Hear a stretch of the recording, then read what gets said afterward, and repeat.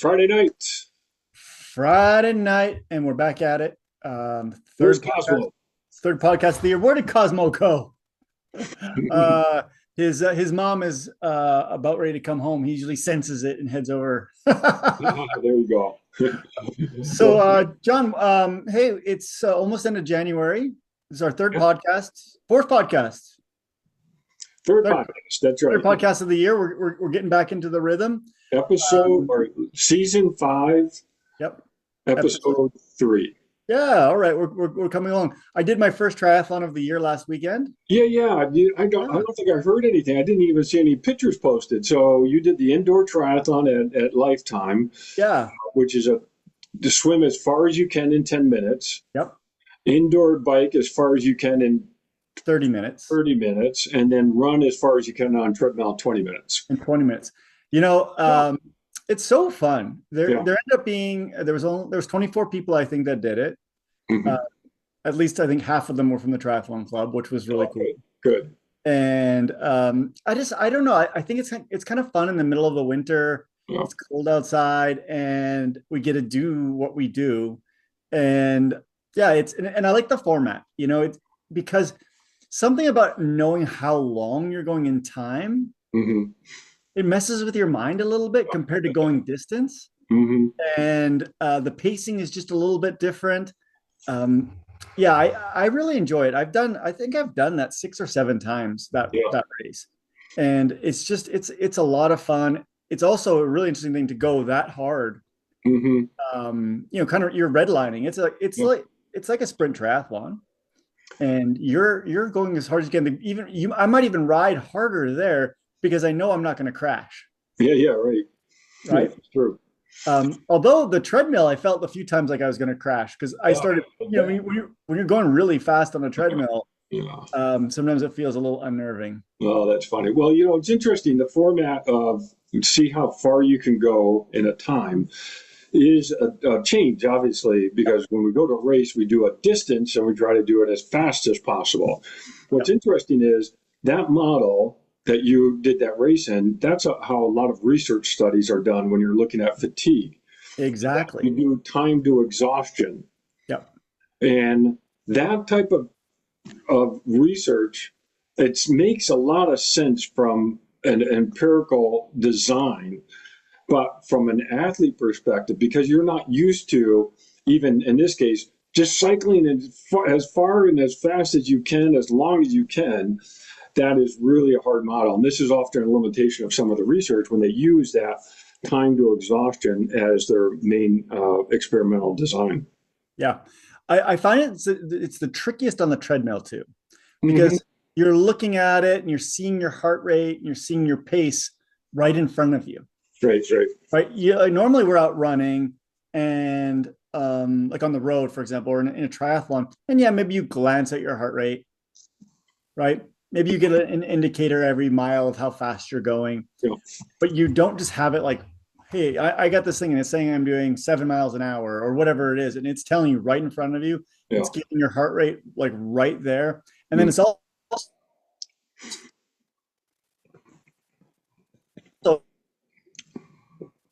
got to go. So like you hit the 10-minute mark, you're like, oh, okay, well, I've went 1.3 miles in 10 minutes. Yeah, Okay, so I should be able to do another 1.3 miles. And then then like, well, what if I bump this up 0.1, yeah, right? yeah. 0.2, and you bump it up, and oh man, that's not very comfortable. Bump it back down, bump it back up. Yeah.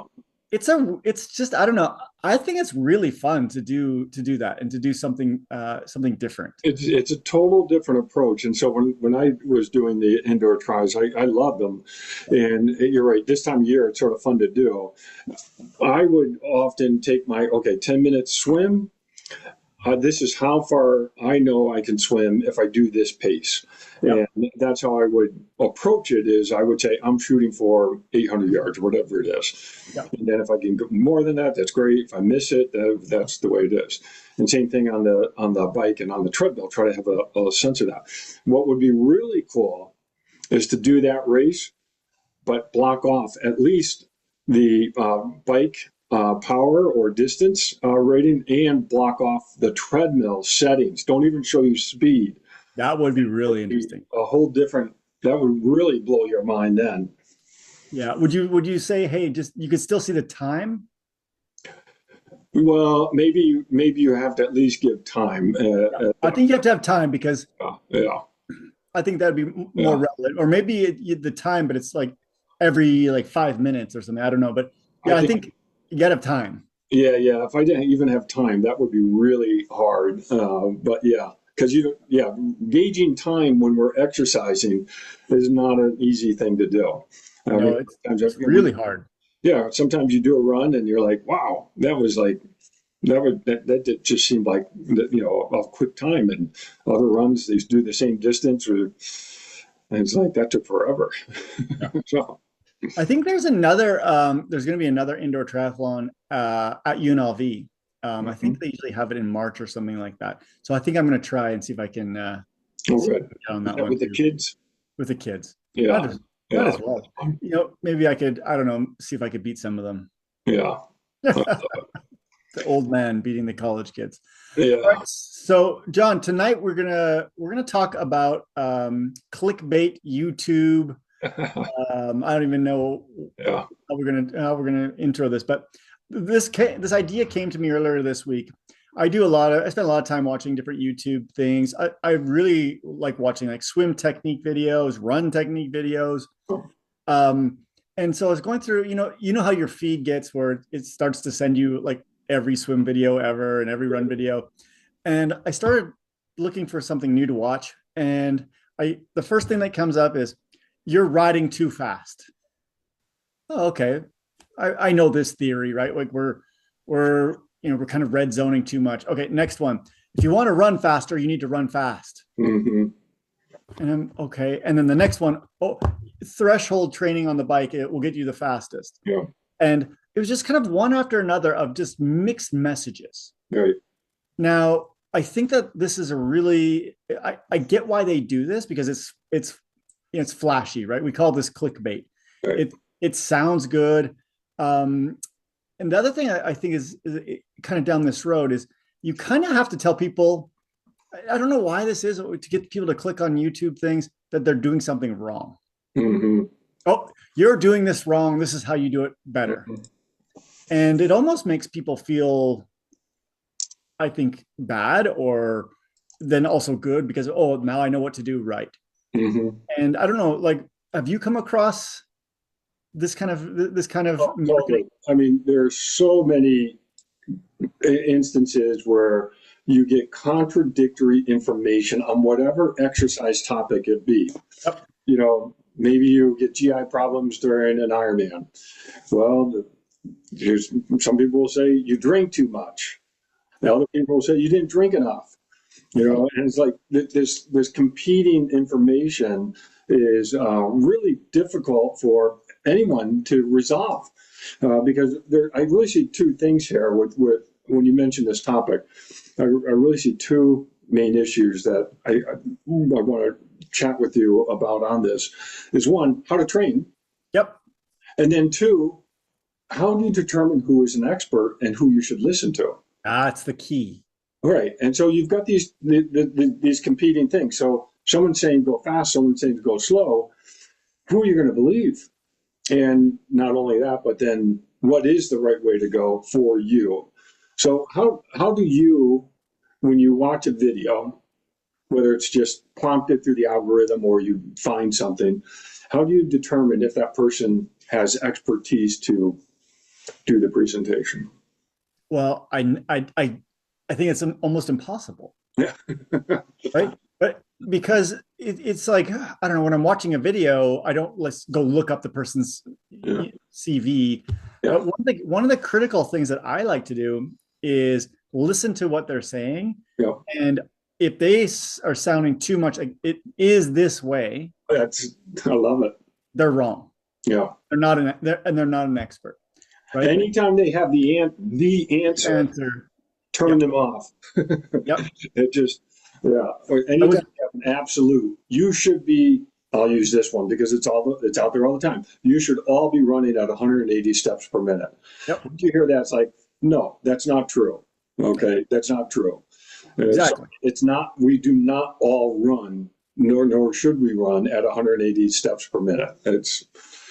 So the good people are nuanced, Yeah. and they also will say that, hey, listen, like in my experiences, this is what I've seen. Yeah. It may work for you, it may not work for you, Mm-hmm. because there is so much variability in humans and human physiology. Mm-hmm. And the other thing I think that's really interesting is there's so much more variability in the individual person watching that, Mm-hmm. Mm-hmm. right? Because I get it. Like you could have somebody that's literally right off the couch, wants to do their first triathlon. Yep. That is a completely different way to train than someone's been doing triathlon for a year, Mm-hmm. or someone that's finished their 25th Ironman, Mm-hmm. right? And that context is super, super important. Then we could add in the one I was watching the other day really bothered me was running a faster 5K. Yeah. And you got to run fast all the time, Mm-hmm. kind of was the premise. Mm-hmm. And like, well, what if someone has a history of injury? Right. Mm-hmm. Like running fast probably is only going to make them more injured. Mm-hmm. Probably, maybe not, right? Mm-hmm. Once again, maybe or maybe not. But I think that these things, when you see them and they look flashy and they've got a good presentation, I think you really got to listen to what the person says and take. If they don't take it with a grain of salt, then they probably aren't an expert. No, you're spot on. I love this, and we're in 100% agreement that the advice you are given for whatever it is, exercise related, the advice has to be very nuanced. I like how you put that. That's really cool. Interestingly, I teach a class this semester, biomechanics of endurance performance, Yep. and I have students do a semester project where they have to answer a question. And the questions, and I give them a pool of questions like, what shoe should I run in? What wetsuit should I wear? What tire pressure should I use? Things like that. And I tell them they have to do a 3-minute presentation based upon empirical evidence and come up with an answer. But what they'll discover as we go through the semester is they'll start off thinking, oh, I like this question. I can answer that one. Yeah. But the more that you read the research, you'll actually find you can't answer the question, especially not in 3 minutes, because it depends on, wait, are we talking to someone who is trying to just complete an event? Or are we talking with someone who's trying to compete in an event? Are we talking about trying to get an age group podium? We're trying to go overall. What's the person's background? And before you know it, you're well over 3 minutes. Yeah. Quickly. Yeah. Just with the preface. And so the answer ultimately, the questions are ultimately unanswerable, but that's part of the project, is to realize that you have to take all these different perspectives to really build an effective training program for someone, as opposed to even a group of people or just a broad answer to a question. Yeah. And that's why there is no answer to this. Yeah, right. I mean, I could do a YouTube video right now, right? Mm-hmm. Run your fastest triathlon or finish your fastest triathlon. Do this, this, this, and this. No. And yeah, that might work for this subset of people. Mm-hmm. But once again, the nuance, right? Yeah. This big variety of a population Mm-hmm. that we're trying to give advice to, and even our podcast, we've probably been guilty of being too prescriptive. Sure. Sure. Throughout the years, sometimes I think we do a good job of balancing each other out and pulling that back a little bit. But somebody like for me that's doing a lot of coaching, I can tell you it is very nuanced. The difference between athlete A, B, C, D is real. Now, don't get me wrong. Sometimes athlete B and D will be going to the same race, same stuff, and they have the program might look very similar.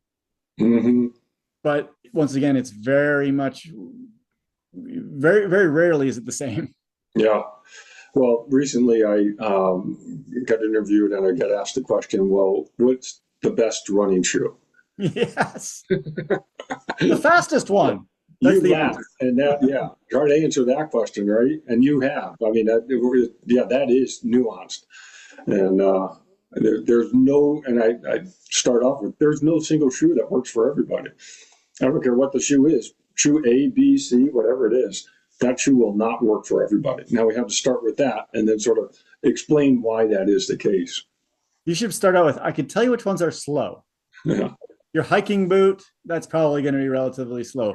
Your flip flops, yeah, probably pretty slow. So we can at least get rid of the slow ones. Right, right. Yeah, you can definitely rule some things out, but then Yeah, again, some people run fine in hiking boots. yeah, but they probably wouldn't be the fastest. Yeah, So no, you're absolutely right. And as a coach, I get this a lot. People asking me these questions, like, "Well, what shoe are you running in?" And then that is a half-hour conversation. yeah, yeah. You know, now I will tell you, you actually said something about like tire pressure. Um, for big races, I prescribe tire pressure for people, Hmm. but I could be wrong. And I said, based off of my research, the measurements you gave me, the pressure, and I put into a tire pressure calculator. I might put into another tire pressure calculator.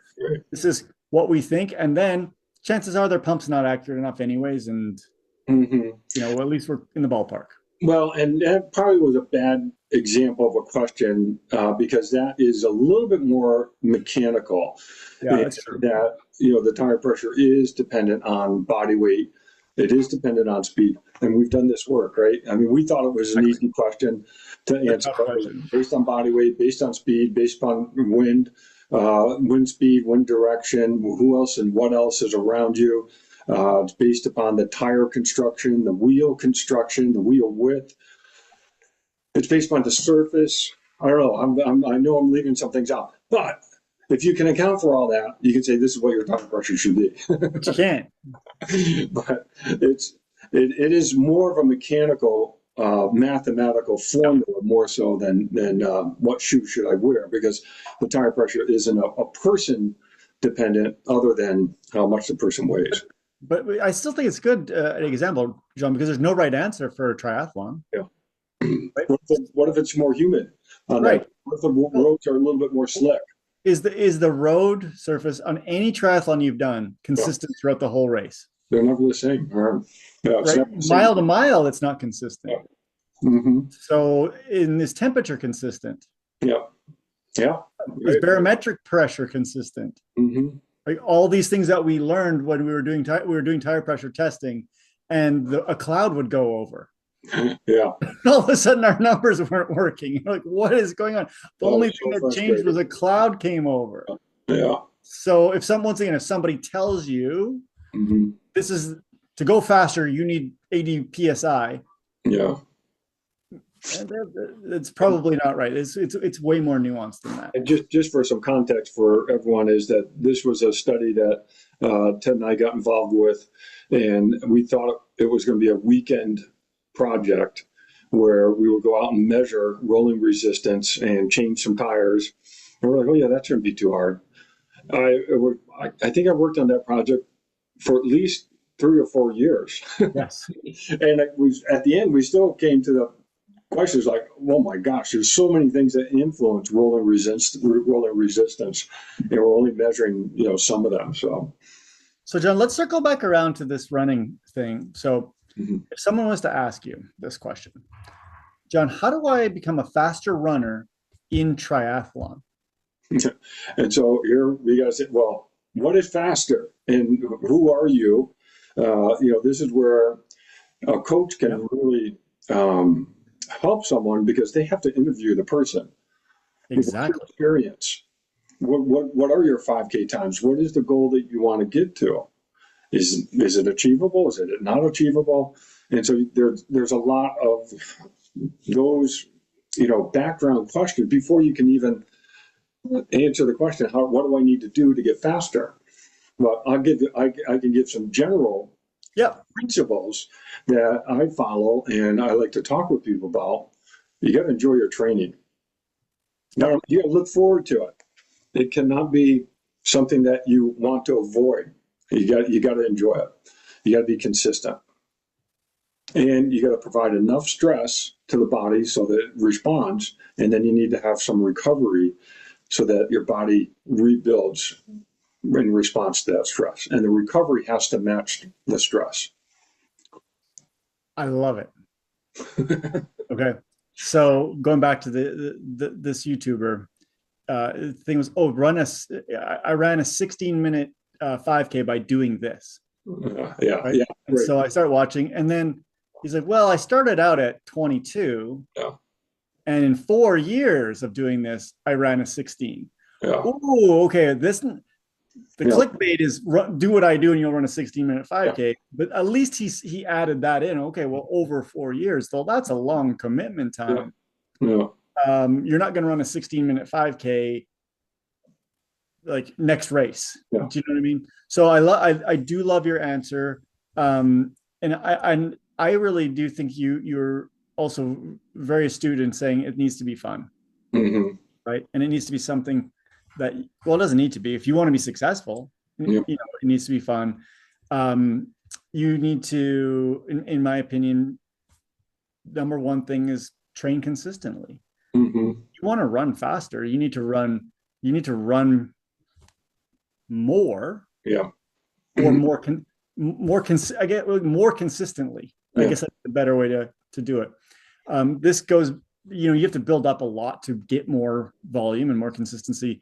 The best running I ever did in my life is when I did those stupid slow twitch 100 runs in Oh 100 yeah. days. Yeah. Great. But I built up a lot of running mileage before I even attempted it. And the first time I tried it, I broke down about day 75 and got injured. And the Hmm. second time I did it, I made it. And man, I was running really, really well. And it was a lot of short runs, Yeah. but it was consistent running every day. It was a 20-minute min run. I think then it was a half hour. No, it was 20. Yeah, it was 20s. Yeah, Hmm. maybe it was a half hour. I can't remember, but it Yeah. was a significant amount of time every day. Yeah. The mistake I made the first time I did it is I just added it into the regular training I was doing. Like, oh, Yeah. okay, just Great. add in a bunch of these short runs, Hmm. still do my long run, still do a tempo run, still do all my cycling. The second time I did it, I dropped other stuff back Hmm. and did it. Hmm. Um, and there's a lot of really interesting people out there that are saying, hey, running more but shorter might actually be more successful for you getting faster. And you see these people that are doing like these 10-minute runs every day. Hmm. And really what that just shows you, in my opinion, is actually consistency is one of the most important things. So without knowing anything else about somebody, that's what I'd tell them is like, get a consistent schedule. If it's running 3 times a week Hmm. and you can run 3 miles 3 times a week, that should be your base. Just start doing Hmm. that, consistently doing that. And then, like you were mentioning, you need to overload yourself over time, right? And slowly overload yourself. So now maybe it's after you do that for a month, then you go 4 miles 3 times a week. Hmm. You do that, especially depending on where you're at, you will get faster as long as it's more than you're doing now. Yeah, right, right, right. And I liked what you said in terms of life and schedule, because consistency may be 3 days a week Yep. because of the way your work schedule is, your family life, what have you. What I worry about is people taking on even consistency and then starting to sacrifice family time, sacrifice time with your kids or with your friends or what have you, and that ultimately is not going to lead to a successful. Well, I don't know. Maybe it does, but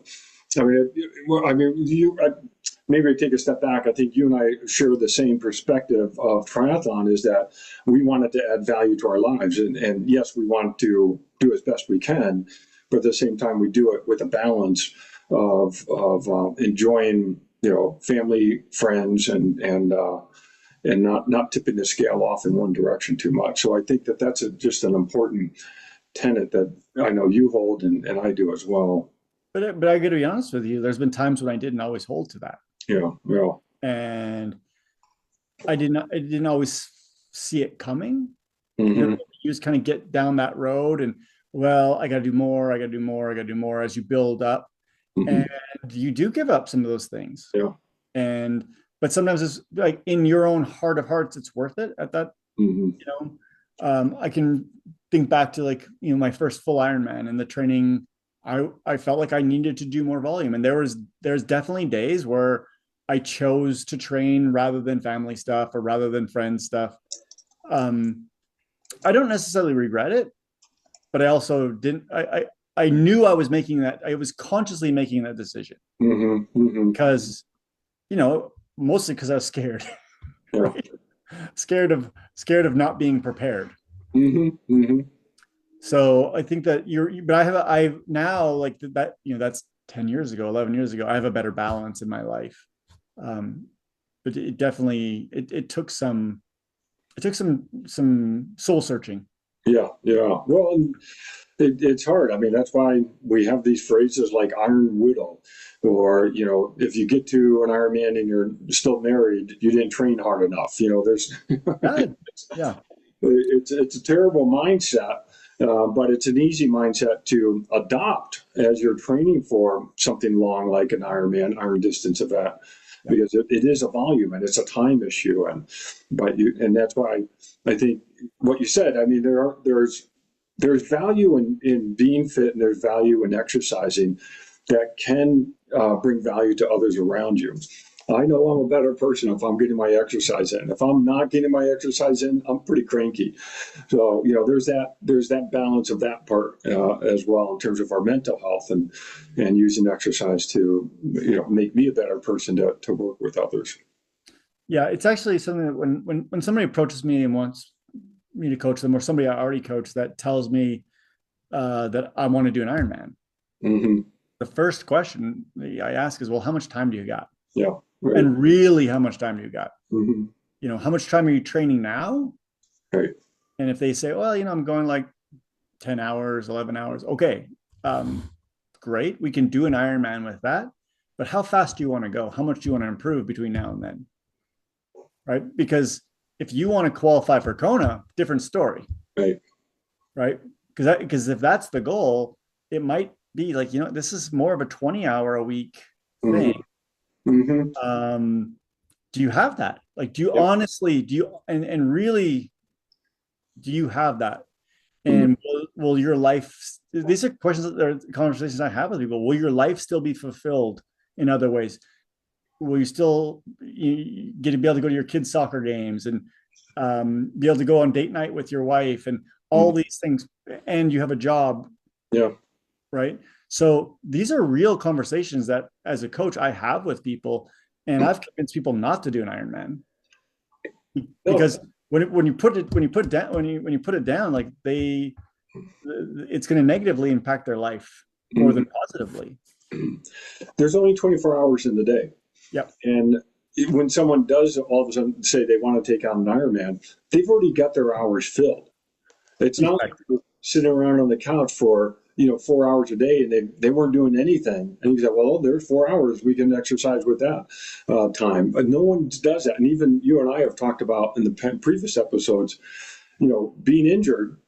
Well, we're training less. Well, we just filled that time doing something else, whatever that something else is. Maybe it's a little bit more work, a little bit more writing, or whatever it is. So then when we are uninjured and we're training more, it's like, wait a second, how did I do this before? Because we filled that gap. And so I think you're right. You got to really sit down and look at the schedule and understand what are you not going to be doing in exchange for doing something that is going to help you get to that start line.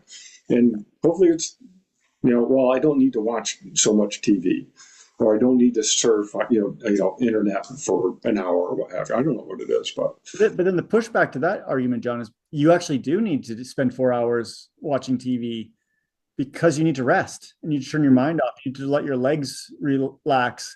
So if you're going to say, well, I'll just take away my recovery time mm-hmm. and train more, that's Yeah, not yeah, that's not an answer either. yeah.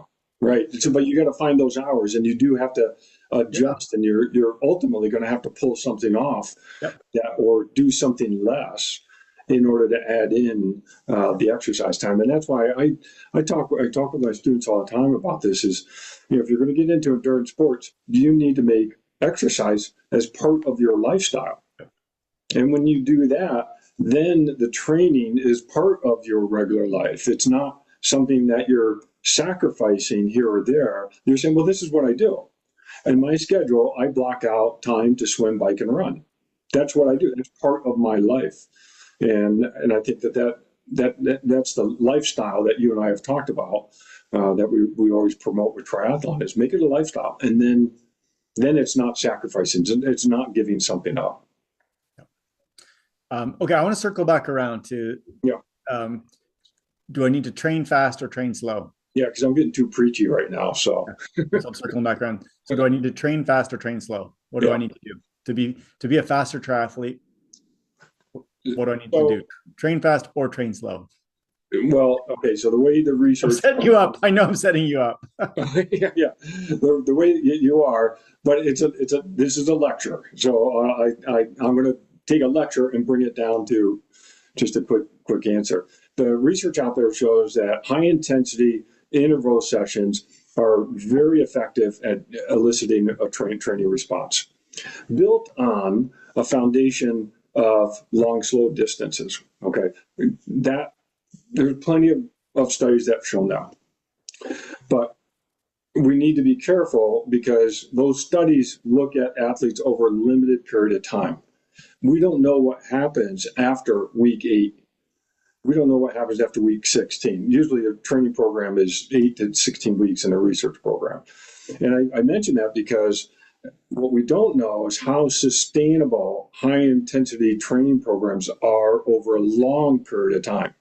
8 weeks, 6 week window, probably manage it. Longer window, 16 weeks, you're talking, that's a lot of work. And so, yes, there is high intensity training that's important. There is a skill factor to running or biking or swimming. You do need to learn how to run fast and what have you. But we need to be really careful with looking at the big picture and make sure you're building a sustainable program over a long period of time. Sorry, long answer. No, it's exactly what I was going to say. Just in a little longer, I was Yeah, going to say yes. You need both, yeah, yeah. right? You to be a successful triathlete, you need to go long and slow, Mm-hmm. and you need to go short and fast. Mm-hmm. There needs to be both. And Mm-hmm. I would also say that the shorter racing you're doing, maybe a little bit more short and fast. The longer racing you do, more long and slow. Yeah. And it's almost as simple as that. Mm-hmm. And you and I, we kind of both like, especially when we're healthy, to use races as training. Yeah. Right? My fast stuff, like I'm looking for a 5K right now. I'm jonesing for one, right? I want to go fast again Yeah. because it's easier for me to go do a 20-minute, or well, not 20 anymore, 22-minute 5K and push myself to go do that. Yeah. So yes, you need both. The one other thing I'm gonna say, and I love the fact you were mentioning the long game, Mm-hmm. is going too fast too often in in the research now is starting to point to is leading to arrhythmias as we're getting older. So Mm-hmm. no one's really looking. There's no randomized controlled study where we take people and they train for 15 years in too high of heart rate zones. But anecdotally, what we're seeing is people that do that have an increased risk of having arrhythmias in Mm-hmm. their 50s, 60s, and 70s. So yes, maybe you might be a little bit more successful when you're 30, 40, but I think that we need to really be thinking about the stress on the cardiovascular system when it's too much stress too often. Mm-hmm. I don't know. Are you teaching any of that stuff in your courses? Not so much the arrhythmia part, but I do talk about training over the lifespan, Yeah. and it's different. Training in your 20s is different than what you need to do in the 30s. Maybe not too much different. 40s, 50s, 60s, what have you. It changes, and you have to approach training differently if you're in your 60s than in your 20s. Yes, there are some key foundational principles you need to hold on to in training, but you've got to adjust based upon your age. But I don't teach the arrhythmia part, but I've seen this as well, and I do think a lot of it is not only the stress but the lack of appropriate recovery Yes. that allows you to respond positively to the stress. Yeah.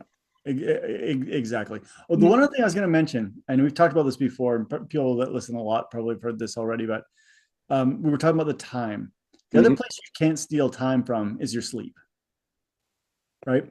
Yeah. And I think people are like, oh, well, I'll just start waking up at 5 in the morning. Instead of waking up at 6, I'll get an extra hour every day. So Yeah. there's my 7 hours. Well, then you just hurt yourself because you have 7 less hours of sleep when you're actually getting recovery and good things were happening. So that's another area you really shouldn't be stealing from is actual sleep. And then on the other side is training late at night and then not being able to sleep well. Mm-hmm. Right. I train somebody right now and he's got kids and he's like, well, yeah, when they go to bed at like 8, then I get on the trainer and I do my workout. Then I'm like, oh my gosh, I'm putting a high intensity workout for you at 8 p.m. Mm-hmm. Because I don't dictate like when I coach people, I don't dictate what time they do their workout, Right. right?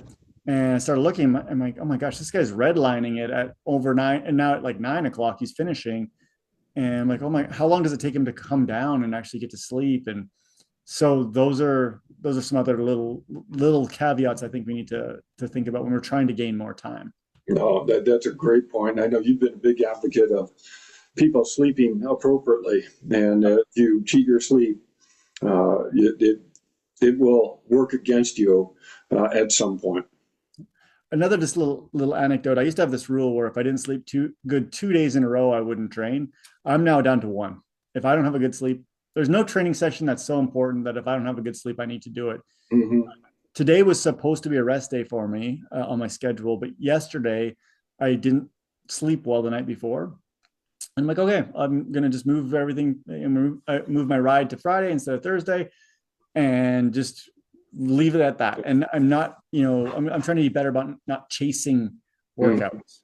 And I think that's another thing as far as like being consistent. And I love that you talk about that because there is the dark side of exercise, and that there is an exercise addiction, and that is a true thing. And so I'm really glad that you're talking about this in terms of markers for recognizing when you need to take a rest day that you weren't planning on taking. Yeah. That's important.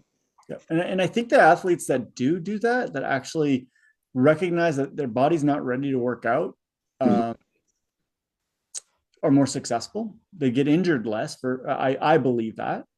And I think they end up being more successful, and it's not just deciding I'm not going to train today. Sometimes it's altering the training. Yeah. If let's say, I don't know, on Sunday, I've got a 4-hour bike ride. But on Saturday, we had an event for my wife's work and Mhm. we're out late or whatever. And I didn't get a good night's sleep. Well, there's nothing wrong with doing 2 hours instead of 4, Yeah. Right. right? Why am I chasing bad training and already in a fatigued state? I'm probably not gaining anything. If Hmm. anything, I'm probably losing. Yeah. And I think that those adjustments need to be made. And same with the people I coach, I tell them, like, we use Training Peaks. And I say, I don't expect everything green all the time. Hmm. You're getting green every single time, and like we have a month straight of everything green. We need to readjust. Something's not right here. Yeah. Um, because your body is not a machine. Your mind is not a machine. Your life is not that, Hmm. perfect. And maybe it is. I will tell you, the people that I coach that are retired tend to get a lot more greens. Oh, yeah. Well, it is better. I mean, I'm not gonna lie to you. When you don't have a job that gets in the way, and Yeah. the people that are retired tend not to have kids at home anymore, Hmm. right? So they're not going to soccer Yeah. practice and they're not doing this, and um, some of them have grandkids that I coach, and that does actually get, sometimes they'll have to go do stuff like that, which is kind of fun. But yeah. Mm. Yeah. Yeah. You can't have a good day every day. Oh, you can't, and you have to recognize it. You're not being honest with yourself at some point. So, Yeah. oh, And don't get me wrong, sometimes you need to get out and give it a go you and see how know, you feel. Right. I've also done that where I'm like, I wake up, I'm like, oh, it's not gonna be so good. And I get out there, I'm like, oh man, it's a beautiful day, sun shining, no wind. Like, oh yeah, actually, we can go today. We're good. Like, hmm. so sometimes you can surprise yourself as well. Well, and I think the other part, and we've talked about this before, but I think it's important, is to always keep in mind what the minimum effective dose is. Yep. And you don't always need to do a 2 hour run. You don't always need to do this, a 3,000 yard swim. You can figure out what that minimum effective dose is. And sometimes that's all you're going to do that day. And you're going to work more recovery in by doing a minimum effective dose. Now, the question is always, what is that dose? I actually contend that the dose is 10 minutes. Okay. I think the first 10 minutes of this is, once again, this is purely anecdotal, not an expert in this. Yeah. I think the first 10 minutes does more for you than almost anything else. Mm-hmm. Like the first 10 minutes of your run, the first 10 minutes of your bike, the first 10 minutes in the water. Mm-hmm. Because when do you start to feel the best? Right around 10 minutes, at least for me. Like that's like I Mm-hmm. warmed up, I'm starting to feel good. Yeah. And I think that the neural side of like actually Mm-hmm. like movement efficiency is really underrated. Yeah. That's how well you run, how well you bike, how well you um, uh, swim, Mm-hmm. based off of just purely the neural side, the technical side, not strength. Yeah. I think that is something that gets better and better the more often you do something. Mm-hmm. I kind of think that I think it'd be a little fun. We should here's an idea for us, John. Have Yeah. somebody swim 5 times a day for a week, but like they only swim like 100 every time. Yeah. Yeah. Right. And with someone coaching them though, or giving them some feedback, Yeah. I bet they'd become a pretty dang good swimmer in a week. Yeah. Yeah. Because just that neural stuff, right? Like Yeah. you're upregulating it quite quickly, and uh, yeah, I would personally, I would take swimming every day for a shorter distance yeah, than doing 2 days of the bigger distance. yep. That's how I do my minimum of effective dose that way. But I think to your point, I think the minimum effective dose is, and we've talked about this in previous episodes, and maybe we need to really zero in on this at some point, because it's different if I'm saying, oh, you know what, today's not a great day. I've got a busy schedule. Okay, my minimum effective dose, maybe it is a 10-minute run. Yep. But we'll do 10 minutes. Boom, you're done. You feel good mentally. Get some type of training response. You get something going. You want to go into your day and you tackle your busy schedule. As opposed to saying, oh, I've got a busy schedule. I still need to do an hour run. And that's just going to add too much stress, not only the physical stress, but then the mental stress. But then minimum effective dose over a training program Different story. maybe a different number than a minimum effective dose for a day, if that makes sense. I would completely agree. There's a big difference in that, and I don't think we'll ever know the minimum effective dose for a month. You know what I mean? Mm-hmm. I think that's too difficult of a question. It is. Yeah. Mm-hmm. Yeah, there's too many pieces. I think I think we both agree doing having a higher number of training sessions rather than the length of the training session is probably better. I would lean towards that. Yeah. Do you still swim every day? What's that? Do you still swim every day? I still swim every day. Yeah. Yeah. Is it around just, 1,500? what's that? You do around 1,500 a day? Is that what No, you're? right now I'm just doing 1,000 because Okay. it's sort of off season, and for me, 1,000 maintains my fitness well enough so that when I do get close to doing a race, I can just bump it up, and I feel very comfortable going into a race with that foundation. But I'm also fortunate; I've got easy access to multiple pools. I've got the multi-gen 2 miles away, LVAC on the way to work. I've got the pool at work. So it's easy for me to get access to a pool where I know some people don't have that luxury. I know people in Pahrump, it's like they've got to drive whatever an hour to get to a pool. Yeah. That's totally different. Yeah. No, I think you're right, and you do have access to that. And going back to even thinking about like running, you have access to running almost everywhere every day, Yeah. right? Mm-hmm. Yes, there's some windy, cold days or whatever, but once again, if you want to get the 10 or 12 or 15 minutes in, you can. Yeah. Mm-hmm. Because it's easy access. The other thing that's easy access, and we've talked about this, is the change to smart trainers on bikes. Yeah. Yeah. My bike is like literally right beside me, Yeah. Right. and if I got I got a half hour, jump on. Yeah. Right. Super low, Mm-hmm. super easy. Rather than at this time of year, like if I want to go for a ride tonight, Yeah. I'd have to get the lights on. I'd have to get Right. clothes on. I'd have to Right. do this. I'd have to go pump my tires. I'd have to, so many things I'd have to do. Mm-hmm. That the barrier to entry is hard for a short ride like that. Well, I will confess, Yeah. I did an indoor ride this morning, and I put layers on because my trainer's in the garage, and I had a hat on, I had a sweatshirt on, I had legs on and thermals on. And I was like, Were you slowly undressing? Was it a strip I tease in was, yeah, I was. I bet when you finished, your shirt was off and your skin was really cold, but your That's core right. temperature was really I was warm. like, don't stop, because you got to keep generating the heat. You still use a fan? Yeah, right. So do you use a No, fan? no fan, no fan, Yeah. no. It's a little too cold for a No fan. fan needed. Yeah, yeah. You know what I would like to see is a thermometer in your garage and how much you actually heat the garage up. Oh, I'll do that. I've got one. I can just, I want to see that on a cold morning when you get in there and it was like 30 probably degrees or maybe 40 degrees this morning. yeah. And when you leave there and it's 50 degrees, yeah, Well, research wise, that's how they used to measure right. metabolic cost. Yeah, calorimetry, right? That's right. They put you in a special room that they can monitor air temperature and exercise, and then the change in the air temperature, that's calorie. That's a change in heat. And that's actually how energy expenditure, that's direct calorimetry. Now we use indirect calorimetry, and that's where we measure VO2. That's an indirect way to get calories.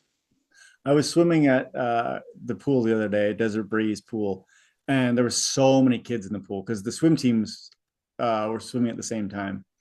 And I started thinking about this. I'm like, how much heat is being generated by all these people? Yeah, yeah, right, right. Like, can they actually turn the heater down just a little bit? Like, I'm just because there had to be Yeah, 100 people in the pool swimming hard. right, right. Like, there's a lot of heat being generated and lost into that There it pool. is. Mm-hmm, That would be a fun little mm-hmm, little thing to know too. Is like when you mm. got 100 kids swimming really hard, how much the pool warms up. Good stuff. Yeah, awesome. Hey, well, John, thank you so much for another good podcast. That was fun. Yep. Clickbaity. We kind of went off on some tangents as we always do, which is Yeah. super fun. No, that's a good topic. I'm glad you came up with it. Awesome. All right. Well, hey, have a good weekend, and hope your swims on Saturday and Sunday go well. Yeah, and you as well. Thank you. All right, talk soon. Bye.